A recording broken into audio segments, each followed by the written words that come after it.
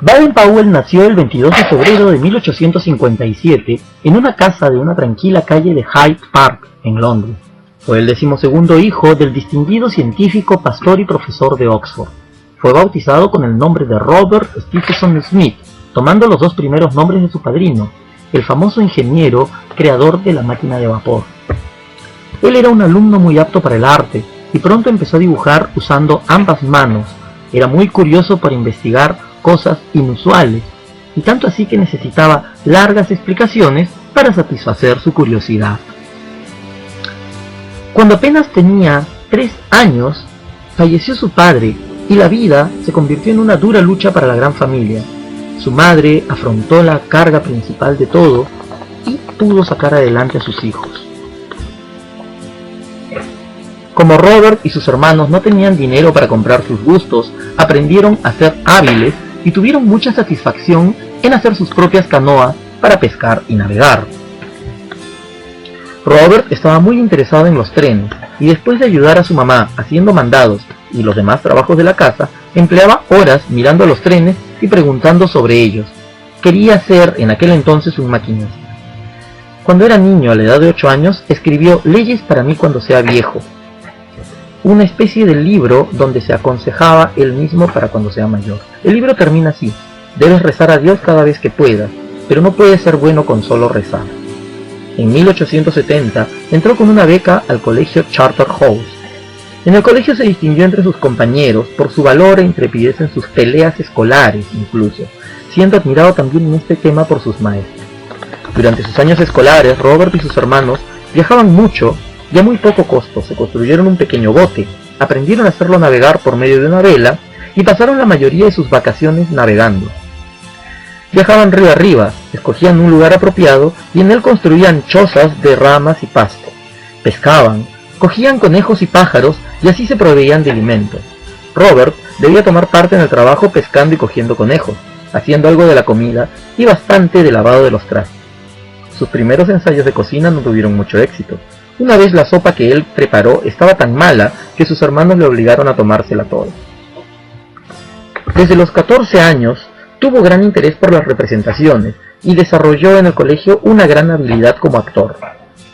Las calificaciones de Baden-Powell eran una mezcla extraña de alabanzas y críticas. Regular, podría portarse mejor. Satisfactorio en todo aspecto. Se ha vuelto muy flojo. Con frecuencia se queda dormido en clases. Robert se inscribió en el cuerpo de cadetes de la escuela y se convirtió en corneta de la banda. También tocaba el violín en la orquesta de la escuela y por algún tiempo fue su director. En 1872, la escuela de Charterhouse se cambió a Godalming, Surrey. Cerca de este había un matorral, un tramo largo de bosque en una ladera muy inclinada. Estaba fuera de los linderos de la escuela, pero atraía a Robert como un imán. Allí se convirtió en montero. Solía trepar por él cautelosamente, buscando señales, observando la vida silvestre, poniendo trampas, y cuando cogía un conejo o una liebre, lo desollaba y lo cocía en un pequeño fuego sin humo, pues los profesores solían pasear por el bosque en busca de los muchachos que se escapaban. Así aprendió las lecciones en acecho, cómo quedarse como una estatua, pues una criatura inmóvil rara vez llama la atención, y cuando los profesores aparecían, él rápidamente trepaba a los árboles sin hacer ruido, pues sabía que la gente pocas veces ve hacia arriba. Nunca le descubrieron.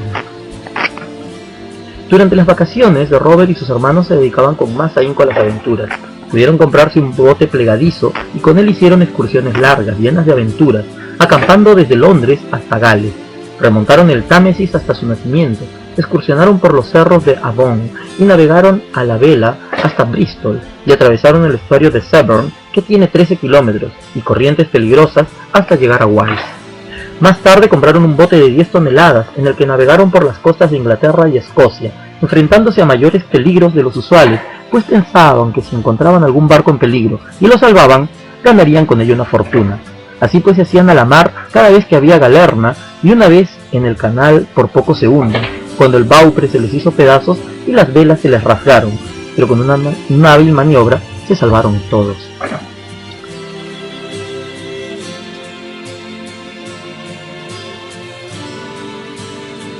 Como era individualista y le gustaba experimentar, se quitaba los zapatos de fútbol a la mitad del juego para sentir los pies más a gusto, y cuando jugaba en la meta lanzaba fuertes y terroríficos alaridos de guerra para asustar a sus oponentes.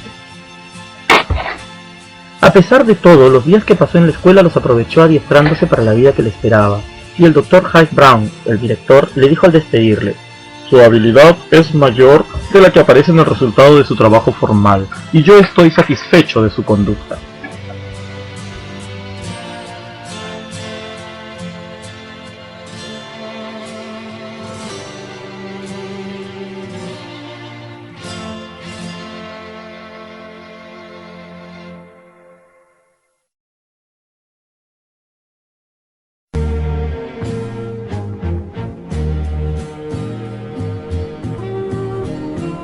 La gran pasión de B.P. siempre fueron los viajes y las aventuras. Su director le recomendó entonces que se presente al ejército. Pasó sus exámenes de ingreso con calificaciones tan altas que inmediatamente se le otorgó una comisión como subteniente en el 13º Regimiento de Húsares, acantonado en la India. Él, al terminar su servicio, se dedicaba en su cuarto al dibujo. El diario local El Gráfico le compraba sus dibujos para publicarlos. Era un gran amigo de los niños, les hacía marchar al son de su flauta y les estimulaba que fueran observadores y se fijasen en todo, desarrollando juegos y competencias entre ellos. Era un excelente soldado. Pronto se ganó el respeto de sus subordinados, quienes se dieron cuenta de que era tan observador que nada se le podía escapar. Aprovechando las oportunidades que se le presentaban para irse a la selva, se escondía y acechaba a los animales salvajes, con frecuencia cerca de algún charco tranquilo, donde podía observar a los venados, chacales, tigres que se acercaban a beber. B.P. amaba los caballos, pero no podía comprarse un caballo amaestrado, así que compraba potros semisalvajes y los amaestraba para el polo o la caza del jabalí. Se hizo un experto en ambas disciplinas. Cayó enfermo y fue enviado a Inglaterra, donde aprovechó para perfeccionarse como francotirador. Su regimiento fue enviado a Afganistán posteriormente a su regreso. Se ganó la reputación de gran explorador. Una noche, una fuerte tormenta azotó el campamento. Los caballos se asustaron y el siguiente día, con dificultad, se recuperaron casi todos los caballos, menos el caballo más fino del regimiento. B.P. rastreó el caballo y tuvo éxito recuperando. Gracias a sus grandes conocimientos en acecho, rastreo y exploración, rindió grandes servicios a su regimiento. Pronto fue ascendido, pero esta promoción significa dedicarse al trabajo de oficina, cosa que no le agradaba. Cuando lo restituyeron al trabajo de campo, fue enviado con su regimiento con caballos no domados. Al desembarcar, los caballos escaparon, B.P. rastreó, y con su regimiento recuperaron los caballos y los tomaron. Le fue encargada una misión muy difícil e importante. Debía buscar nuevos pasos por las montañas Drakensborg. Para esto se dejó crecer la barba, que le daba un aspecto de terrible rufián, e inició su cabalgata de 1000 kilómetros a través de las montañas. Durante un mes viajó sin descanso, iba a donde le parecía y reunió todos los datos que deseaba sin despertar la menor sospecha. Su disfraz era tan convincente que ni los oficiales superiores lo reconocieron. Más aún, había hecho muchos amigos, tanto entre los británicos como entre los Boer. Acabadas las dificultades, disfrutó una licencia de 6 meses en la parte portuguesa de África Oriental. Hubo ahí una sequía y el hambre hizo presa de sus aldeas nativas. Una vez, cuando mató a un hipopótamo, se reunieron cientos de nativos en un campamento y esa noche hubo ahí un gran festín. Los nativos lo llamaron Aglapansi, el hombre que se acuesta para disparar. Aprendió muchas tretas del arte de los dos. B.P. no perdía ninguna oportunidad de adquirir mayor experiencia en escultismo. Una vez en un astillero francés, donde él no tenía por qué estar, fue visto y perseguido por 2 gendarmes. Corrió alrededor de una nueva casa de máquinas y se subió a una escalera, en donde se quedó perfectamente quieto. Mientras los gendarmes lo buscaban, subió él al techo, desde donde hizo un cuidadoso estudio de los nuevos muelles y abandonó el lugar sin ser visto, y con todos los detalles de los planos de los muelles. En 1887 estallaron las dificultades con el jefe Din Zulu en la tierra de los zulúes. El capitán B.P. fue nombrado secretario militar. En una batalla con los zulúes, una bala perdida hirió a una muchacha zulú, atravesándola por el estómago. A pesar de los esfuerzos de B.P. por salvarla, la muchacha murió y él la enterró tomando de ella el collar de cuentas que ella llevaba consigo y que años más tarde sirvió de modelo a la insignia de madera. Una vez, cuando B.P. se asomaba por encima de una roca para localizar a los enemigos, un fornido soldado brincó sobre él con la lanza preparada. El asistente de BP le gritó advirtiéndole el peligro, por lo que el guerrero retrocedió corriendo, y aun cuando tuvo oportunidad para dispararle no lo hizo porque comprendió que el guerrero lo conduciría a su escondite. Y así fue en efecto. Había ahí, entre las rocas, una hondonada atestada de nativos. BP se les acercó y las mujeres, temiendo una matanza, gritaban. En eso un pequeño niño nativo cayó de una de las rocas. BP lo levantó y le dio con qué jugar. Milagrosamente la gritería cesó. Ibn Zulu, el jefe, se rindió. En 1889 fue ascendido a mayor y se le dio la secretaría militar. A pesar de su rango, no dejaba de presentarse en el escenario para entretener a las tropas. BP fue nombrado oficial del Servicio de Inteligencia Militar y enviado en misiones de espionaje, trabajándose como biólogo coleccionista de mariposas, y así hizo precisos mapas de las fortificaciones de Dalmacia sin despertar sospechas. Una de las estrategias que usaba era engañar al enemigo con su número. En cierta ocasión, para lograr eso, cabalgó arrastrando un tronco que levantó una polvareda enorme. Eso hizo pensar al enemigo que se acercaba un gran escuadrón de caballeros. BP se puso a organizar 200 guerreros tribus de 8 tribus diferentes. A cada tribu se la reunió en una compañía y apeló a su sentido de orgullo poniéndoles uniforme y fez. El contingente nativo debía hacer trabajos de escultismo y pionerismo a la vanguardia del grueso de la tropa, y a través de 230 kilómetros de espesura, mismo construyendo cientos de puentes en los caminos. El contingente cumplió diversas misiones con gran eficacia, afrontando los diversos. Y fue ascendido entonces a teniente coronel y regresó a Inglaterra. Pero pronto recibió un telegrama del general Sir Frederick Carrington, invitándole para ir a Sudáfrica como jefe del Estado Mayor. Estaba en el camino a la mayor aventura de su vida.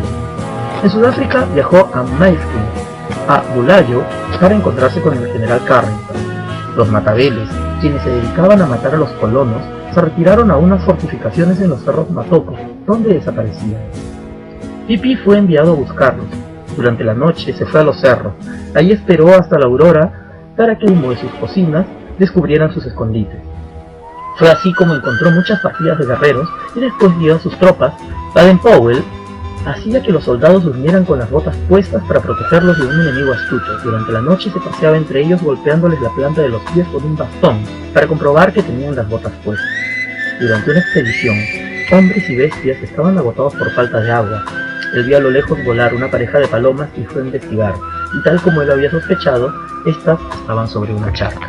En estas campañas, los nativos llegaron a temerle tanto por su valor, su pericia y su asombrosa habilidad para acechar, que le dieron el nombre de Impesa, que quiere decir el lobo que jamás duerme. Al poco tiempo de reincorporarse al regimiento, se le comunicó que había sido ascendido a comandante del 5º Regimiento de Dragones de la India. Su separación del 3er Regimiento de Húsares después de 21 años de servicio fue muy amargo. El regimiento le hizo una grandiosa demostración de afecto. Muchos oficiales jóvenes viajaron en su compañía a la India. BP les tomó gran interés y les enseñó muchas cosas de su propia experiencia aprovechando el viaje. Tomaba el té con ellos y así pudo conocerlos individualmente y darles mayores responsabilidades. Introdujo nuevos métodos de adiestramiento. Organizó scouts de regimiento adiestrados contra las tropas enemigas y les otorgó insignias con el dibujo de la flor de lis. Basado en estas experiencias y durante una licencia acampando en Cachemira, preparó un manual de adiestramiento para el ejército, llamado Aids to the Scout. Esto debía tener un efecto tan grande que él no pudo darse cuenta entonces de lo que vendría. Decidido a hacer de su regimiento el mejor de la India, BP tenía siempre listos sus hombres para actuar de inmediato, y para ello, con frecuencia, hacía pruebas de movilización. Introdujo la bicicleta como medio de transporte para los correos de despacho, formando un club de ciclistas. Pero no solo se preocupó del entrenamiento militar, se preocupó de la alimentación, de las costumbres sanitarias, de las relaciones con las esposas, de la recreación. Él mismo seguía actuando en representación. En una ocasión se disfrazó de soldado para la festividad y fue abuchado en el escenario. Nadie había notado que era el comandante de la tropa. Su regimiento cumplió muchas misiones exitosas. Con licencia, BP regresó a Inglaterra en junio de 1899, pero fue llamado al Ministerio de Guerra, donde se le ordenaba salir inmediatamente para Sudáfrica y organizar ahí 2 regimientos, pues había amenazas de guerra. Meses, el coronel Baden-Powell reclutó, proveyó de caballos, adiestró y fijó los salarios y deberes de 2 regimientos en Bechuanaland. obtuvo permiso para poner guardia armada a sus bodegas de Mayfield, enviando ahí un regimiento completo. El 11 de octubre de 1899 fue declarada la guerra.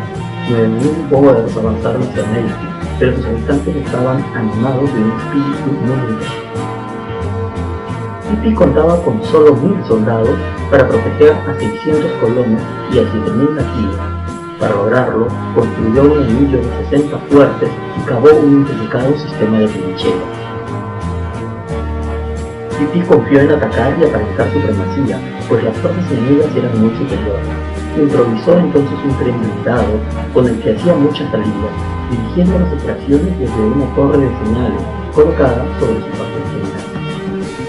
Construyó un faro con una lata de galletas, llevándolo de puerta en puerta. Así simuló reflectores, haciendo desistir a los enemigos de la idea de un ataque nocturno. Las sorprendentes dotes de Pippi como jefe y como improvisador permitieron a Mayfield soportar un largo sitio utilizando un enemigo muy superior. Un sargento de apellido Page lograba lanzar unas granadas hechas por ellos mismos por medio de una caña de pescar a 100 metros en medio de las filas enemigas. Los domingos, día de tregua, los boers observaban cómo los británicos saltaban unos imaginarios alambres de púa para salir de la fortificación. Hay que recordar que en esa época tenían tregua en las batallas para poder descansar el domingo. Un domingo hicieron una exhibición de cohetes, castillos, deportes y competiciones, incluyendo en una de estas construir maniquíes de tamaño natural, que más tarde sirvieron para engañar a los boers usándolos como vigías simulados.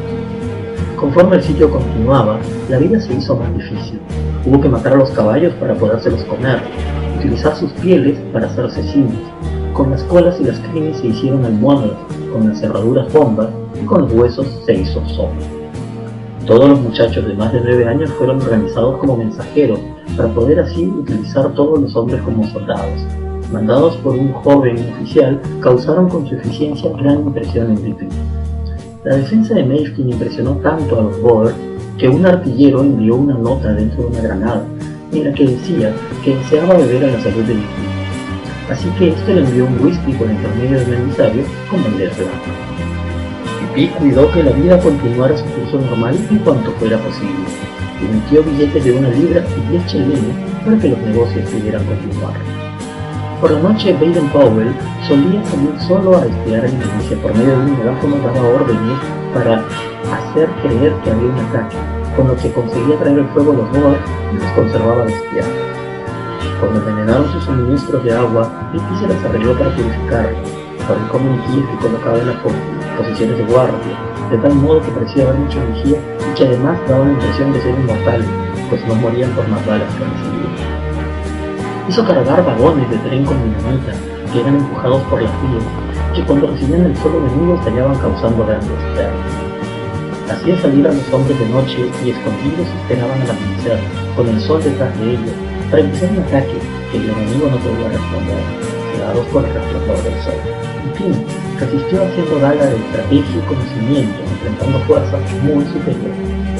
El 12 de mayo de 1900, los boers lanzaron un gran ataque y inició con toda calma la operación desde la torre de observación. El comandante Boer y 100 de sus hombres fueron capturados, encargándose al cuerpo de cadetes de la custodia de los prisioneros. El 16 de mayo, después de 217 días de sitio, Mayfield fue auxiliado. Desde Londres, la reina Victoria le envió a Pippi un esperador telegrama y dio su consentimiento para que fuera ascendido a mayor general. La noticia fue festejada en Londres con uno de los alborotos más grandes de la historia. Pippi recibió cientos de cartas de todas partes del mundo. Muchas estaban escritas por jóvenes. A un club de muchachos les escribió como sigue: decídanse a hacer un servicio a alguien cada día. El 29 de agosto de 1900, Lord Roberts lo recomendó para una misión muy importante: la formación de la policía sudafricana. Lord Milner aprobó el gigantesco plan de reorganización que Pippi había preparado durante su largo viaje por tren. En Pretoria principió el reclutamiento. Hombres de todas partes del imperio acudieron a su llamado. Les tomó sus huellas digitales para evitar que los indeseables se colaran sin pasar las pruebas. La guerra se prolongó más de lo que se esperaba. por lo que la policía sudafricana fue llamada en auxilio del ejército cuando aún no estaba en periodo de organización. Para junio de 1901, BP había reclutado, montado, equipado y adiestrado a 8.000 policías, pero el trabajo intenso que desarrolló día y noche durante 2 años afectó su salud y tuvo que ser enviado a casa. La guerra terminó el 7 de junio de 1904, entonces la policía inició a desarrollar su verdadero trabajo de conservar el orden en el país. En 1903, a la edad de 46 años, BP fue nombrado inspector general de caballería, en el rango más alto que se podía tener. Aceptó ya que la firmemente.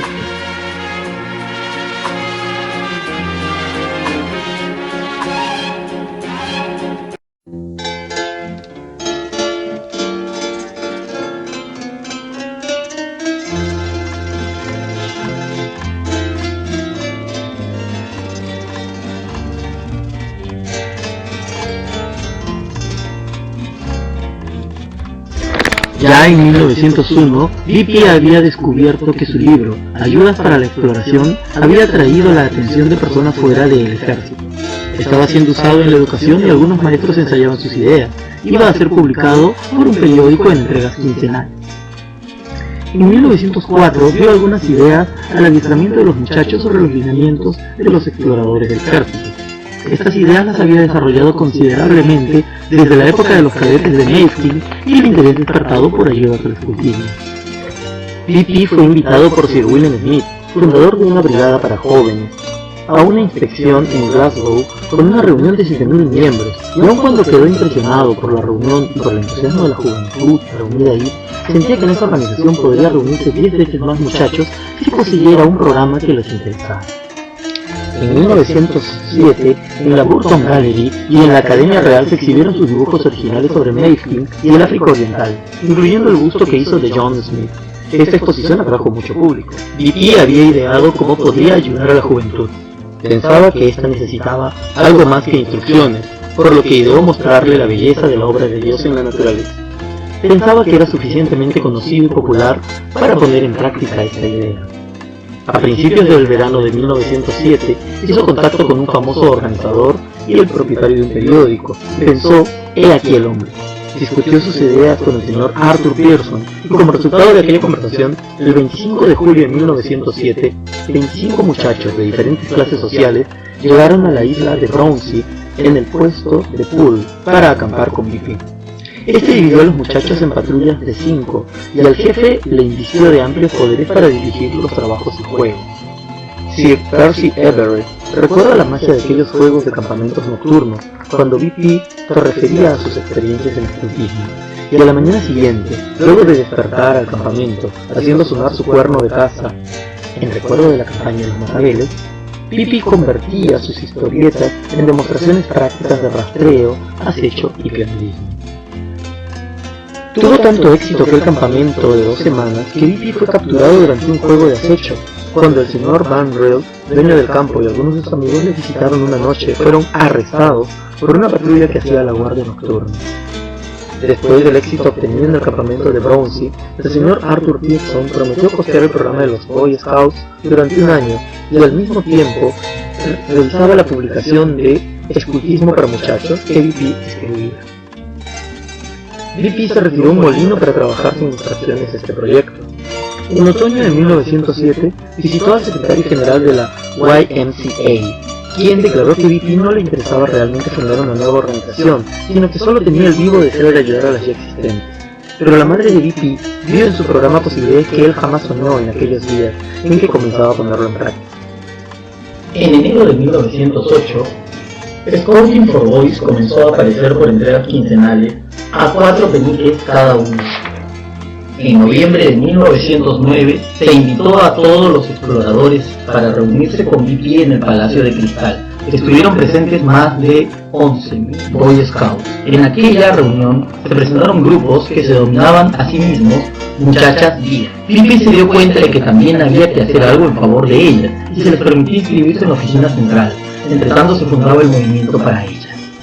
En octubre de 1909, BP fue armado caballero por el rey Eduardo VII. Luego el rey llamó a Bipi a su lado y discutieron sobre el movimiento de niños exploradores en detalle. El rey estuvo de acuerdo en que los niños exploradores que pasaran determinadas pruebas pudieran convertirse en Boy Scouts del rey. Llegado este momento, Bipi se dio cuenta de que tenía que renunciar al ejército para dedicar el resto de su vida a su gran obra, los niños exploradores, y es que así lo hizo. Bipi relata la forma en cómo se conocieron él y la futura Lady Baden-Powell así. Estudié el arte de deducir el carácter de las personas por las huellas de sus pies y su modo de andar, como los rastreadores del mundo entero. Cierto día en Londres vi pasar a una muchacha que llevaba un galgo. Tenía una manera de andar poco corriente, que demostraba que era ella una persona recta, llena de sentido común y de espíritu emprendedor. Para mí, aquella mujer era totalmente desconocida y ni siquiera vi su rostro. 2 años después, cuando ya había salido del ejército, a bordo de un barco, reconocí aquel modo de andar en una compañera de viaje. Me acerqué a ella y le pregunté si vivía en Londres. Me dijo que estaba equivocado, pues vivía en Dorsetshire. «Pero, ¿no tiene usted un galgo castaño y blanco?» «Sí», respondió ella con cierta sorpresa. «¿Estaba usted en Londres hace 2 años cerca del campamento Knightsbridge?» «Sí». Y nos casamos y fuimos muy felices. Eso fue el 30 de octubre de 1912 en Paterson, Dorset. Tenía 55 años y su esposa, Lady St. Clair Soames, era mucho más joven que él. Entonces el matrimonio Baden-Powell se fue a Argelia a disfrutar de su luna de miel, acampando. Era un día de fiesta de 1914 en que fue declarada la Gran Guerra de esa época, hoy conocida como la Primera Guerra Mundial. Inmediatamente Bipi puso en acción su plan para el servicio nacional. En las primeras horas de la guerra, antes que las tropas territoriales fueran movilizadas, ya los Scouts estaban haciendo guardia en los puentes importantes de los ferrocarriles y protegiendo las líneas telegráficas vitales. El 5 de agosto de 1914, los Scouts marinos se hicieron cargo de las estaciones guardacostas desde Finisterre hasta John O'Groats, de las cuales estuvieron encargados hasta el 7 de mayo de 1920. Fueron en total 32.000 niños exploradores quienes pasaron por este servicio. El 25 de julio de 1919 se inauguró el Gilwell Park, un campo de adiestramiento que fue obsequiado por el señor Boyce McLaren, y así Bipi pudo dar comienzo a los cursos de adiestramiento para los dirigentes, bajo la dirección del jefe de campo, Frank Gitner. En agosto de 1937, la juventud del mundo se congregó en el 5º Jamboree Mundial en Vogelzang, en Holanda. Allí se reunieron niños exploradores de todas las razas, clases y credos, inspirados por una misma ley y una misma promesa, y rindieron tributo a su jefe y recibieron de sus manos la insignia del Jamboree, la ballestilla. Al llegar la clausura del Jamboree, Bipi habló a la asamblea lleno de emoción y afecto, dándose cuenta que esa era su última aparición en público ante los niños exploradores del mundo. Ha llegado por fin la hora en que debo decir adiós. Vos sabéis que muchos de los que aquí nos encontramos jamás nos volveremos a ver en este mundo. Tengo 81 años y me acerco ya al fin de mi vida. La mayor parte de ustedes apenas comenzáis a vivir y yo quiero que vuestras vidas sean felices y útiles. En sus reuniones, Bipi gustaba reunirse en círculo. Para él, esta era la formación perfecta, pues le permitía ver los rostros de todos y comunicarse con todos personalmente. El pensamiento de Bipi poco a poco había empezado a ser deformado por sus mismos seguidores. En el prefacio de la segunda edición de Girl Guiding, libro de la guía, Bipi comenta: Puedo aprovechar esta nueva edición para dar un consejo a todos los que se esfuerzan por extender nuestros principios. Temo no haber insistido lo suficiente hasta ahora sobre la importancia del papel que juega el conocimiento de la naturaleza en nuestro programa. Nos apena ver que existe a dar un valor excesivo a las señales de pista, al drill y a otros ejercicios del mismo tipo. Nuestro fin es ante todo el desarrollo del carácter y del sentido de la vida cívica por los medios naturales y no artificiales. No olvidemos nunca que es contrario a nuestros principios imponer reglas y una disciplina exterior. Nuestra pretensión es animar el esfuerzo personal y la disciplina interior. El amor y el conocimiento de la naturaleza demostrarán la belleza del plan divino y ayudarán el lenguaje de las piedras silenciosas y de los arroyuelos murmurantes.